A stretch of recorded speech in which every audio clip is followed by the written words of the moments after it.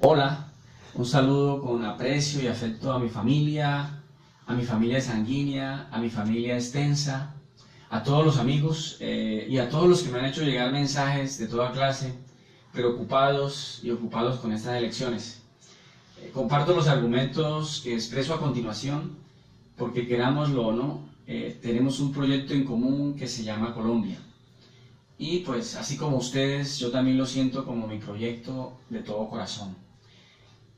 Toda empresa común se construye escuchando argumentos y contraargumentos con el fin de avanzar sobre los acuerdos y empezar a superar los desacuerdos. Pero lo que está pasando en este momento pues es todo lo contrario. Lo que se mueve por las redes muestran todo lo contrario. Hay demasiados mensajes llenos de mentiras o verdades a medias, hechos para atemorizar y no para tener criterios a la hora de elegir nuestro candidato. Y el miedo siempre es el peor consejero, tanto para un individuo, para una comunidad y para la sociedad en general. Con el miedo no se puede construir país. Para construir un país en el que quepamos todos, es necesario escucharnos. Y bueno, espero que ojalá me escuchen. Hubiese querido que este mensaje durara apenas 3 minutos, pero pues no fue posible. La primera pregunta que quiero hacer es, ¿será que los simpatizantes, tanto de Duque como de Petro, conocen las propuestas concretas que estos tienen para el país y lo que éstas implican? ¿Conocen sus propuestas para mejorar la situación del agro y de los campesinos?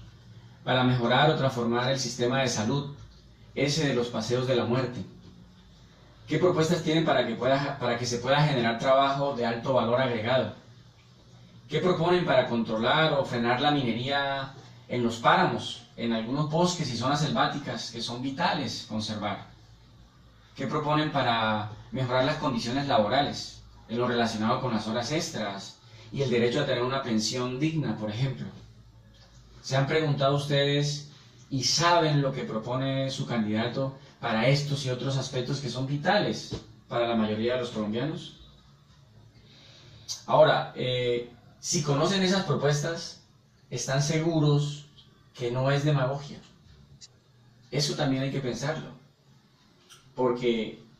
Y es algo que yo les cuestiono a los simpatizantes de Duque y a muchos de los de Petro, siempre que comparten videos, memes o textos, casi todos tienen el objetivo de asustarnos, con el uno o con el otro, o de ridiculizarlos. Por ejemplo, hay quienes nos muestran a Petro como un comunista que nos va a convertir en otra Venezuela, pero nunca comparten las propuestas de su candidato. Parece que funciona más el miedo por el otro, que las propuestas de mi candidato. ¿Se han preguntado qué posibilidades hay de que Colombia se convierta en Venezuela? En la revista Portafolio, por ejemplo, se invitaron a varios economistas reconocidos y ellos todos argumentan la imposibilidad de que cualquier gobernante, sea de izquierda o sea de derecha, nos lleve a una situación como la que está viviendo Venezuela. Si fuésemos críticos, cuando nos dicen que vamos a volvernos como Venezuela, deberíamos hacernos, entre otras, la siguiente pregunta.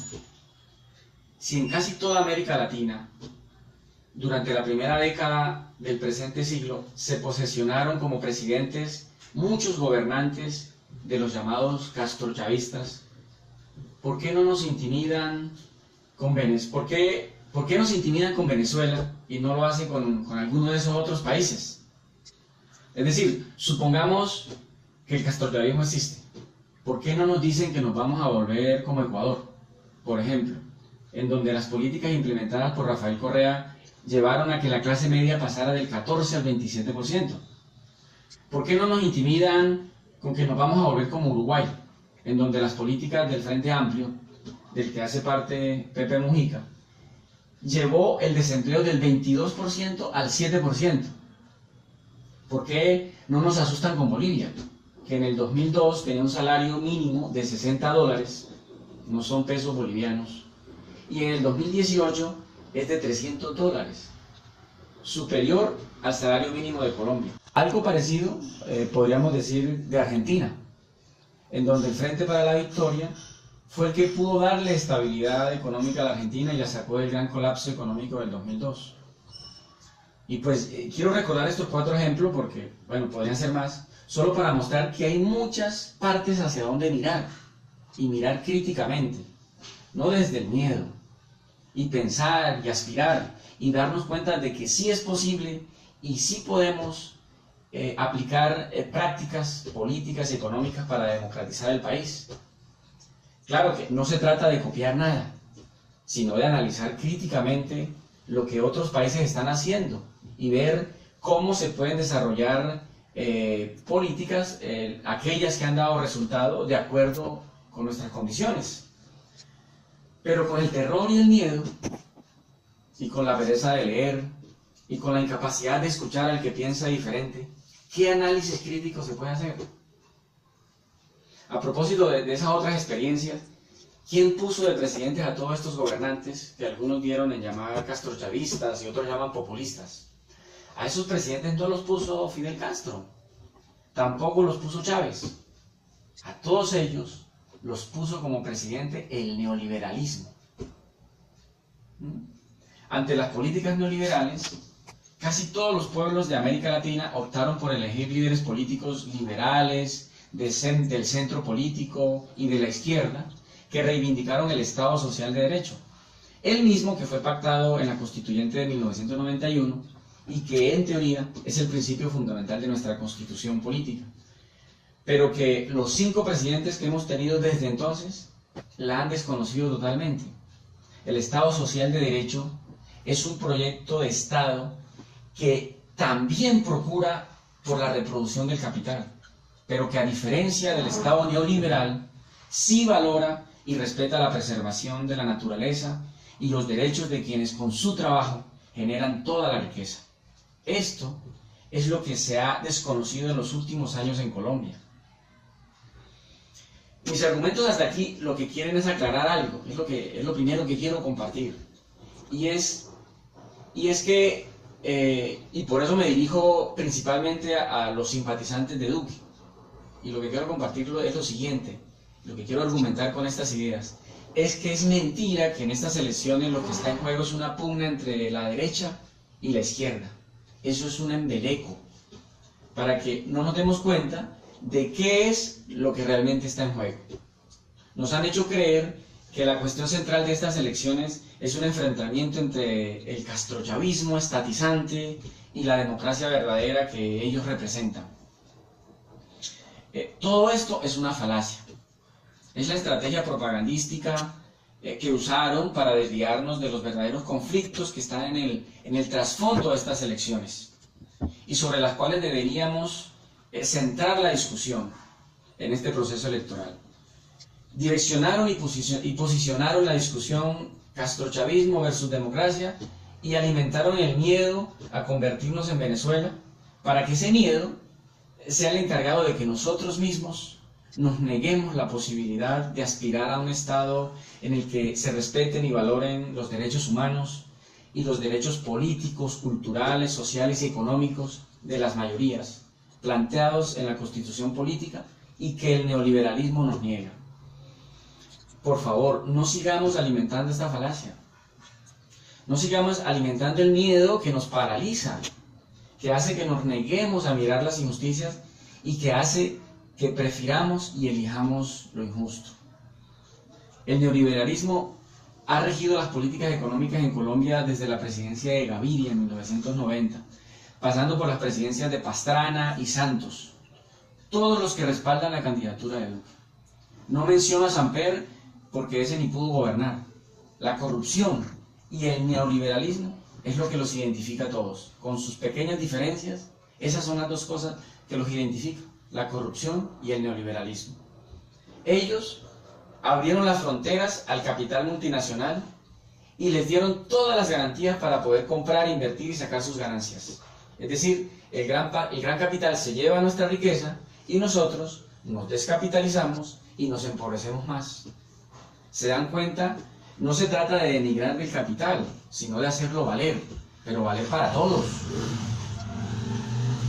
Amparados en las políticas neoliberales, estos gobernantes vendieron las empresas estatales de infraestructura, de servicios y del sector bancario.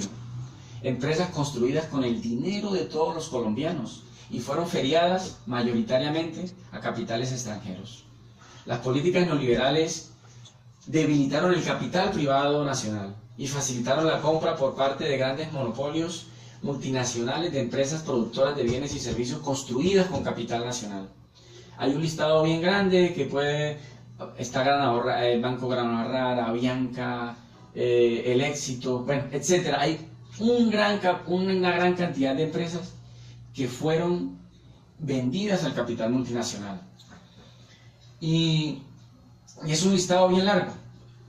Es decir, todo esto ¿a qué nos llevó? A una desnacionalización y descapitalización del Estado colombiano. Es así que ha sido una gran expropiación. La más grande expropiación después del saqueo del oro y la plata que hicieron los españoles. Y esa no se menciona. Parece que estuviese oculta. Debido a estas políticas, miles de campesinos en Colombia dejaron de sembrar maíz. Hoy en día, todo el maíz que se consume en las empresas avícolas, productoras de huevo y carne de pollo, es maíz transgénico importado. Y se sabe ya que hay alimentos como la soya transgénica que potencian el desarrollo del cáncer. ¿Será que el maíz transgénico no? Gobernando con estas políticas neoliberales, los presidentes Uribe y Santos han dado en concesión gran parte del territorio nacional para la explotación minera, mayoritariamente a grandes empresas multinacionales, sin respetar los páramos, las selvas y bosques que guardan una gran reserva de agua y biodiversidad vital para esta y las futuras generaciones. Esta es la famosa locomotora minera, que entrega la materia prima que hay en nuestro subsuelo para que otros construyan riqueza y nosotros nos quedemos con el desierto y la pobreza. ¿Es todo esto lo que queremos que continúe? Me pregunto yo. De las tantas medidas que se pueden mencionar, finalizo recordando que fue el gobierno de Uribe el que, bajo estos principios del Estado neoliberal, quitó las horas extras, creó la flexibilidad laboral y una ley de pensiones conexa con esta, para que una gran cantidad de trabajadores paguen muchas cuotas, pero no las suficientes para llegar a pensionarse, y la empresa recaudadora se quede con todo el dinero.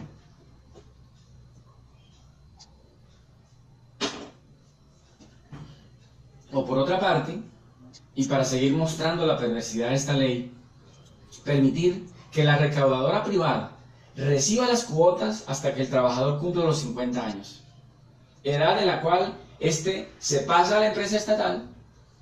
Es decir, la empresa privada se enriquece con gran parte de los aportes y luego la entidad estatal, o en otras palabras, todos los colombianos, asumimos la pensión. Negocio redondo. Es una perversidad. Es una injusticia. Usar el dinero de los que menos tienen para hacer más ricos a los que más tienen. Este es el Estado neoliberal, el que ha posibilitado que cada vez sean menos los ricos y más los pobres. Le brinda todas las garantías al capital, sobre todo al capital extranjero, y desprotege a los trabajadores. Y todos los que en estos últimos años han hecho del país un país cada vez menos democrático, más excluyente y más inviable para las futuras generaciones, todos están con Duque, que será el continuador de estas políticas si los colombianos lo elegimos como presidente. Y yo me pregunto, ¿no son acaso todas estas políticas la viva expresión de la injusticia? Pues estas injusticias son las que va a seguir reproduciendo Duque en caso de que sea elegido presidente. ¿Es esto lo que realmente está en juego en estas elecciones? Estamos entre las dos propuestas de Estado que nos legó el siglo XX, las dos principales propuestas: el Estado neoliberal o el Estado social de derecho. Y yo les pregunto, sobre todo, les pregunto en primera instancia a los cristianos, que son la mayoría de los que me escuchan, ¿de qué manera van a hacer valer su condición de cristianos en estas elecciones? Preferir lo injusto nunca puede ser el camino de un verdadero cristiano. También le pregunto a los que votaron por Fajardo en primera vuelta y piensan votar en blanco o no votar en segunda vuelta, si las propuestas de inclusión social, primera infancia, educación, desarrollo productivo, jóvenes, mujeres, desarrollo rural, pensiones, medio ambiente, cultura, por mencionar algunas, son muy parecidas a las propuestas de Petro. ¿Por qué no valorar esta identidad y tomar la decisión estratégica de votar por quien, además de esas identidades, ha tenido la experiencia de administrar una ciudad como Bogotá, en la que desarrolló políticas sociales, culturales y económicas que lo llevaron a ser considerado como uno de los mejores alcaldes del planeta? A pesar de las grandes trabas puestas por los sectores conservadores y corruptos del país. Yo, por ejemplo, en el 2014 voté en segunda vuelta por Santos, un neoliberal consumado, pero voté por él, como lo hizo mucha gente, porque comprendía la necesidad histórica que este país tiene de pactar una salida a la guerra. A los santandereanos, no les voy a hacer una pregunta. Quiero decirles, para que lo tengan muy en cuenta, que Duque no va a mover un dedo por parar la explotación de oro en el páramo Santurbán. Esta concesión fue firmada por Álvaro Uribe Vélez, su mentor y consejero. Por último, quiero decir que yo no soy petrista, pero voto por Petro e invito a votar por Petro porque sé que él buscará la forma de hacer valer el Estado Social de Derecho, que está plasmado en la Constitución, buscando un mayor equilibrio entre lo privado y lo público, entre el Estado y el mercado. Voto por Petro e invito a votar por él, porque es imprescindible para esta y las futuras generaciones empezar a fortalecer una economía productiva que siente las bases de la democratización del Estado, generando trabajos con alto valor agregado. Voto por Petro e invito a votar por él, porque es necesario empezar a superar la economía extractivista, que destruye nuestros ecosistemas, entrega la materia prima de nuestro subsuelo para que otros construyan riqueza, dejando más pobreza para estas y las futuras generaciones de colombianos. Voto por Petro e invito a votar por él porque necesitamos un sistema de salud en el que precisamente esté primero la salud de los usuarios y se fortalezcan las IPS privadas y estatales. Voto por Petro e invito a votar por él porque es necesario dignificar el trabajo de los campesinos y recuperar los campos para la agricultura e industrializar el agro. Voto por Petro e invito a votar por él porque es necesario respetar y cumplir los acuerdos que el Estado hizo con las FARC y porque es necesario empezar a crear las condiciones para una verdadera paz. La paz no está en esa firma. Esta solo se logra con la inclusión social, el trabajo productivo y la democratización del Estado. Voto por Petro e invito a votar por él porque es necesario detener las explotaciones mineras en los páramos y en algunos bosques y sectores de la selva tropical que son vitales para la vida de los ecosistemas naturales y sociales que allí habitan.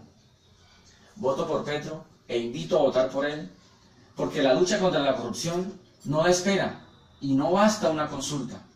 Es necesario administrar sin las redes de corrupción que tienen secuestrados los organismos ejecutivos, legislativos y judiciales del Estado. Voto por Petro e invito a votar por él porque si queremos desterrar la gran mayoría de formas en que se manifiesta la violencia, hoy como nunca antes, el Estado colombiano necesita crear las condiciones para la vida digna de las mayorías. Esto no lo va a hacer el Estado neoliberal, que va a seguir profundizando Duque. Eso ténganlo presente. Voto por Petro e invito a votar por él porque como legislador cuestionó y debatió todos los actos de injusticia que desde lo económico, lo cultural, lo político y lo social se han impulsado desde el Ejecutivo, el Legislativo y desde los poderes económicos que están detrás de ellos. Voto por Petro e invito a votar por él porque él, como administrador de Bogotá, dio muestras de tener la capacidad de gobernar este país para encaminarlo hacia un Estado social de derecho, hacia un país acorde con los preceptos constitucionales. Pero es necesario aclarar que voto por él e invito a votar por él con la plena conciencia de que la democratización es un proceso que lleva tiempo y que en 4 años indudablemente se pueden sembrar muchas acciones, pero este camino solo puede tener continuidad si la sociedad, si nosotros empezamos a dejar solos a los corruptos. Y desde las organizaciones sociales, ambientalistas, de mujeres, de jóvenes, de agricultores y campesinos, de conductores, de trabajadores, de pequeños y medianos empresarios, de animalistas, de biciusuarios, desde las organizaciones de vecinos y desde los barrios, y también desde aquellos que no están organizados, nos disponemos a asumir un papel protagónico en las decisiones que nos afectan, que son todas. Muchas gracias.